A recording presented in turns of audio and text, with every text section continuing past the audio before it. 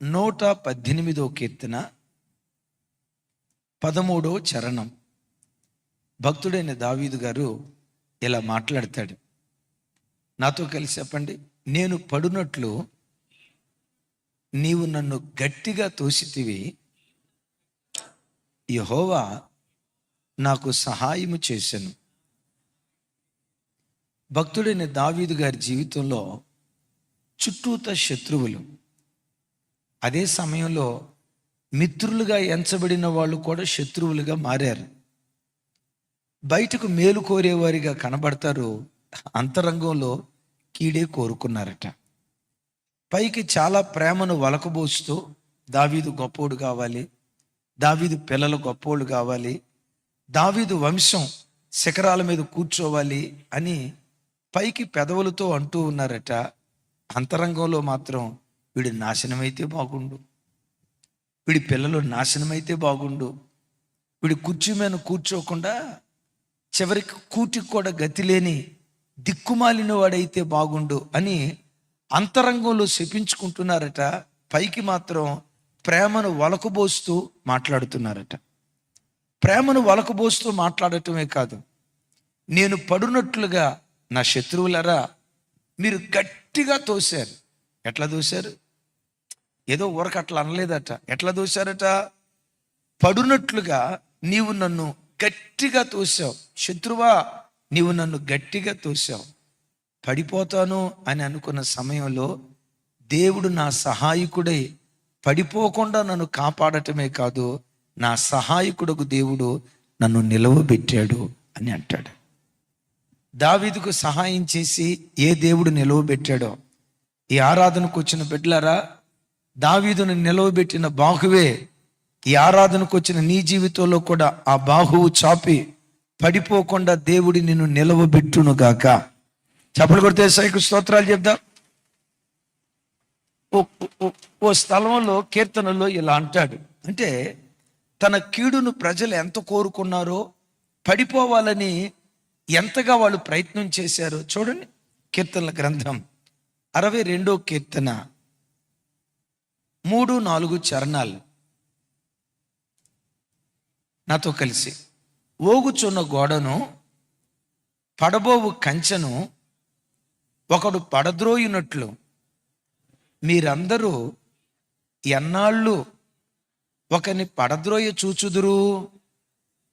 అతని ఔన్నత్యము నుండి అతని పడద్రోయుటకే వారు ఆలోచించుదురు. అబద్ధమాడుట వారికి వారు తమ నోటితో శుభవచనములు పలుకుచు అంతరంగములో దూషింతురు. నోటితో ఏం పలుకుతున్నారట? దేవుడు నిన్ను దీవించుగాక అనుకున్నా మామేనని, కానీ లోపల మాత్రం వాళ్ళకి ఎట్టుందో తెలుసా? వీడు నాశనం అయితే బాగుండు, వీళ్ళ పిల్లలు గొప్పోళ్ళు కుదురుగాక అనుకోండి సార్. కానీ లోపల మాత్రం వీళ్ళ పిల్లలు అంతకంతకు పతనమైతే ఎంత బాగుండో కదా.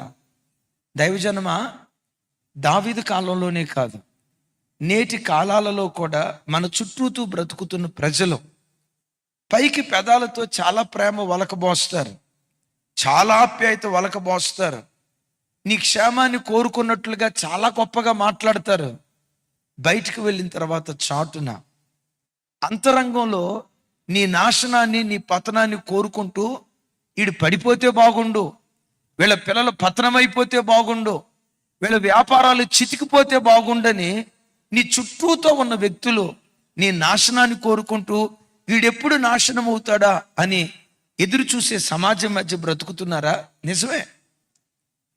సమాజం పరిస్థితి ఏంటంటే, ఒకడిని ఎప్పుడు పడగొడదామా అని చూస్తారు. వీడు పడిపోవాలి అని పడిపోవటానికి చాలా ప్రయత్నాలు చేస్తారు.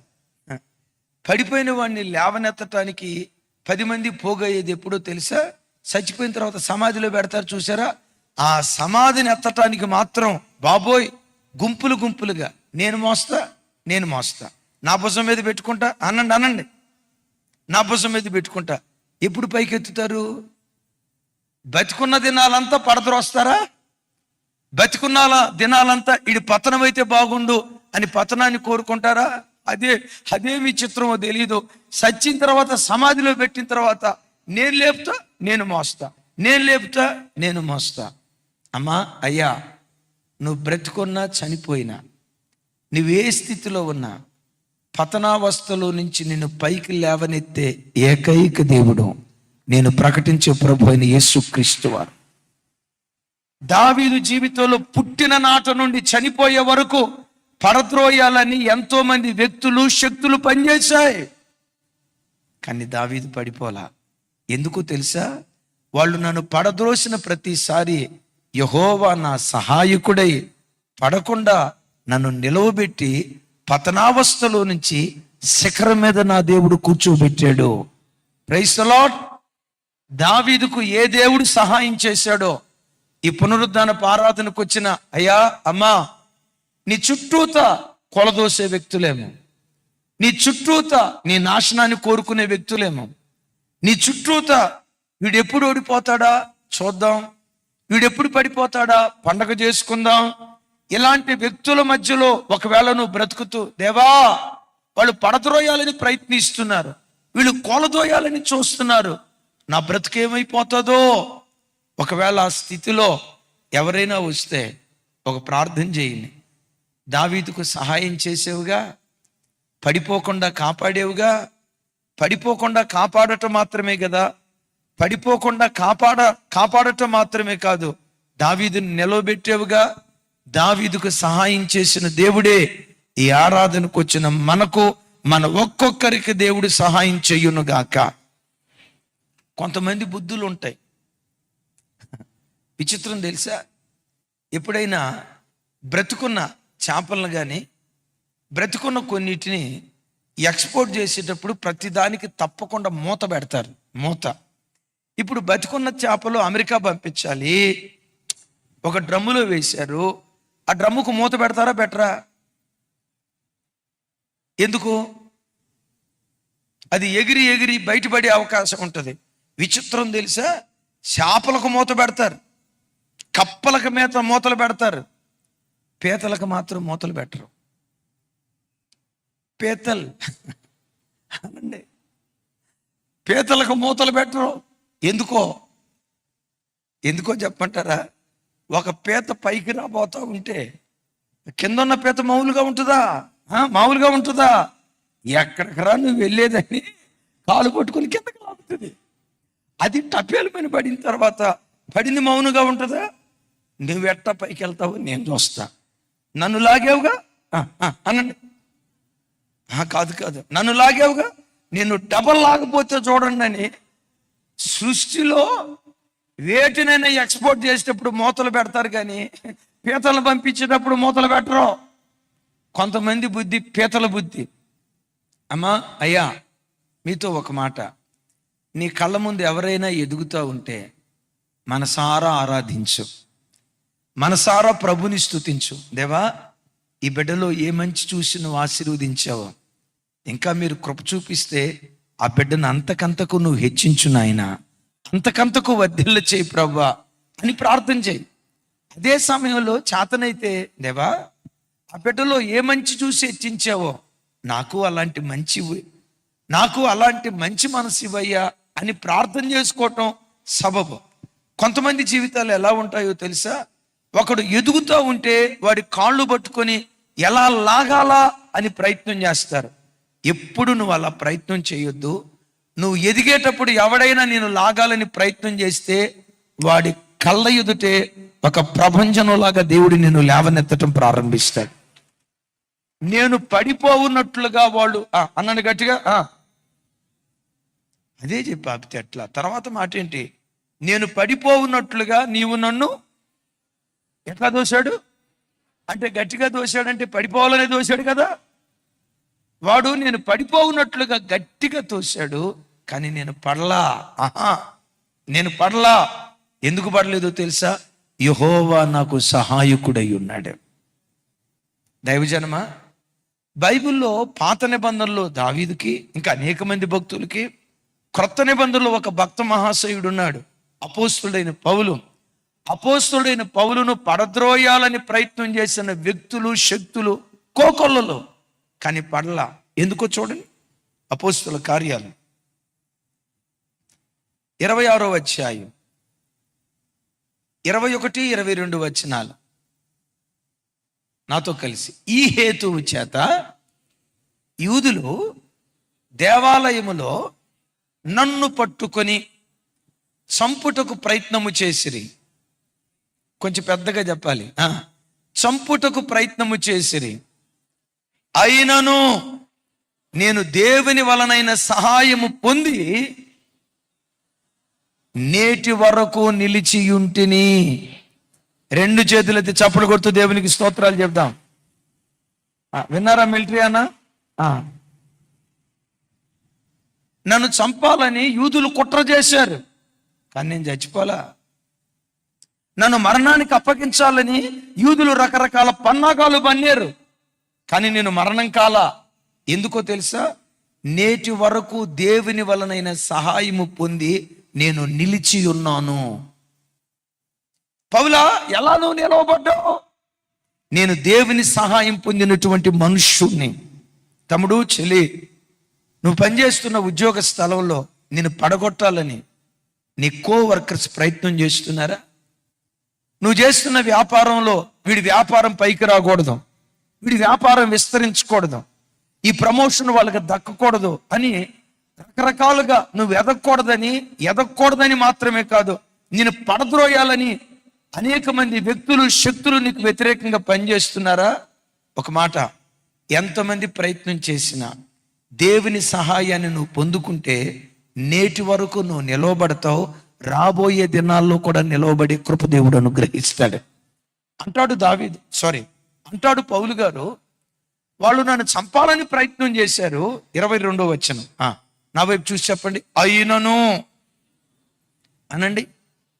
అయినను నేను దేవుని వలనైన సహాయము పొంది నేటి వరకు నిలిచియుంటిని. ఇప్పుడు చెప్పండి, దేవుని సహాయం ఏం చేస్తుంది? దేవుని సహాయం ఏం చేస్తుంది? నిన్ను నిలవబెడుతుంది. నా దేవుని సహాయం ఈ పునరుద్ధానపు వేళ నీ మీదకి దిగి వచ్చి నిన్ను నిలవబెట్టునుగాక, నీ పిల్లలను నిలవబెట్టునుగాక, నీ చేతి పనుల్లో నిలవబెట్టునుగాక, నీ వ్యాపారాల్లో నిలవబెట్టునుగాక. ఏ రంగంలో నువ్వు బ్రతుకుతున్నావో, నువ్వు బ్రతుకుతున్న ప్రతి రంగంలో దైవ సహాయం నిశ్చయంగా నిన్ను నిలవబెట్టునుగాక. అంటే దైవ సహాయం పొందిన వాడు ఏమవుతాడు? పడిపోతాడా? నిలవబడతాడా? ఇంకోసారి, దైవ సహాయం పొందిన వాడు నిలవబడతాడా? పడిపోతాడా? అంటే దైవ సహాయం పొందేవాడి చుట్టూతా పడగొట్టే వ్యక్తులు ఎంతమంది ఉన్నా వాడు నిలవబడతాడు. అనేకులను నిలవబెట్టే ఒక శక్తిగా మార్చబడతాడు. అయితే ఒక మాట, దావీదుకు దేవుడు ఎందుకు సహాయం చేశాడు? దావీదులో దేవుడు ఏం చూశాడు? దేవుడు జెర్మియాని నాకు సహాయం చేయాలంటే, దావీదు దేవుడు ఈ వాక్యం వింటున్న మన ఒక్కొక్కరికి ఆయన సహాయం చేయాలంటే మనం ఎలా బ్రతకాలి? 89వ కీర్తన చూడండి, 19వ వచనం.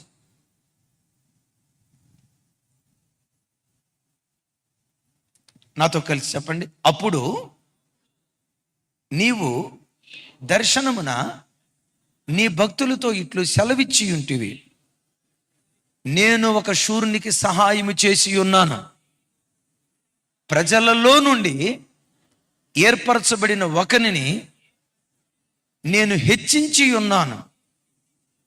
ఆ తర్వాత మాట చదవండి. రైట్, విన్నారు కదా? అంటే ఈ వచనం ఎవరి గూర్చి రాయబడింది? 19వ వచనం. దావీదును గూర్చి దేవుడేమంటాడు? నేను ఒక శూరునికి సహాయము చేసి ఉన్నాను. దావీదెవరు?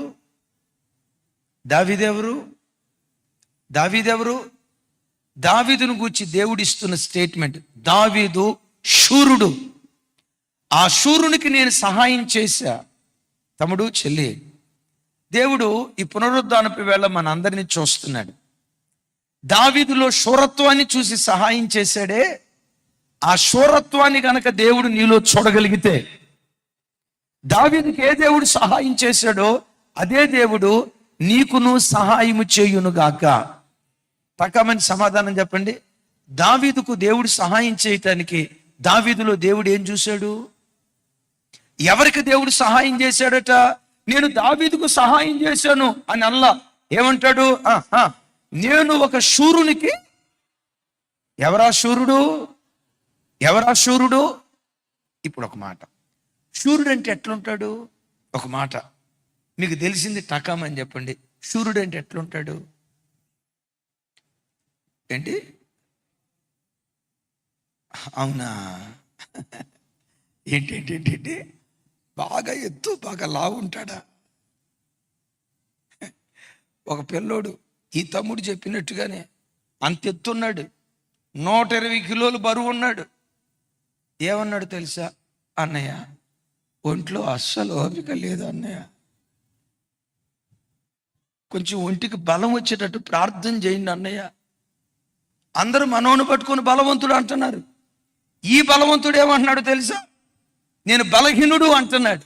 దైవజనమా, శూరత్వం అనేది శరీర దారుఢ్యాన్ని బట్టి వాడబడిన పదం కాదు, పర్సనాలిటీని బట్టి వాడబడిన పదం కాదు. మీకు తెలుసా, దావీదు 17 సంవత్సరాల వయసులో, 17 సంవత్సరాల లోపు వయసులో ఉన్నప్పుడే ఏమని పేరు పొందాడో తెలుసా? బహుశూరుడు అనే పేరు పొందాడు. వినండి, ఏమని పేరు పొందాడు అంటే, ఇప్పుడు తమ్ముడు శూరుడు అంటే బాగా ఎత్తుంటారు అన్నావు కదా, అంతే కదా? మరి 17 సంవత్సరాల వయసులో ఉన్నవాడు ఎంత ఎత్తుంటాడు? బాగా ఎత్తుంటాడా? నిన్ను అడగటం నా తప్పు నాయన. 17 సంవత్సరాల పిల్లలు ఎవరైనా ఒకసారి చేతుల పైకి ఎత్తండి. 17 అన్నా, 70 కాదు, వెనక గురించి చేయి పైకి ఎత్తుతున్నారు. 70 కాదు, 17.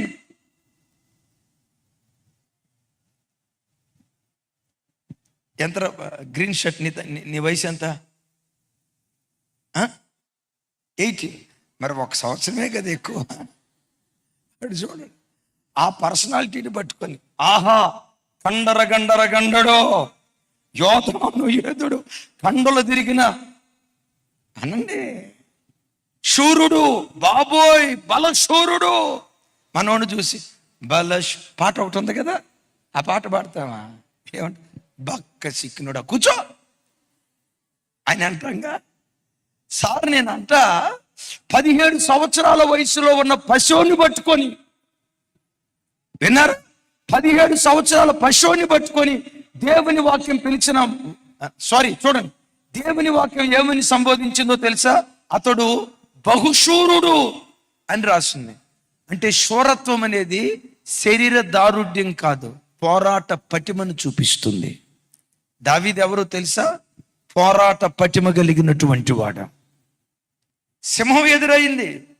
సహజంగా సింహం ఎదురైనప్పుడు వాళ్ళ నాన్న దగ్గరికి వెళ్ళి, నాన్న మన గొర్రె పిల్లని సింహం తీసుకొని వెళ్తా ఉంటే నేను వెళ్ళి సింహం మీద దాడి చేసి ఆ సింహం నోటిని చీల్చి దాని నోట నుంచి గొర్రె పిల్లని విడిపించానా, నేను ఎంత అద్భుతం చేశాను అంటే మీరు టకామని చెప్పండి. తండ్రి ఆ మాటని సప్పట్లు కొట్టుంటాడా, పెట్టామని కొట్టుంటాడా? అమెరికా వాళ్ళారా, నోరు తెరిచి చెప్పండి.